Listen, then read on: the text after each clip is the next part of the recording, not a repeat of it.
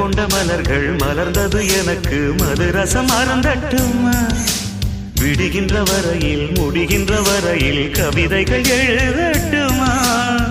முத்தம் என்ற கடலில் முத்து குளிப்போமா அழகு அழகு ஓ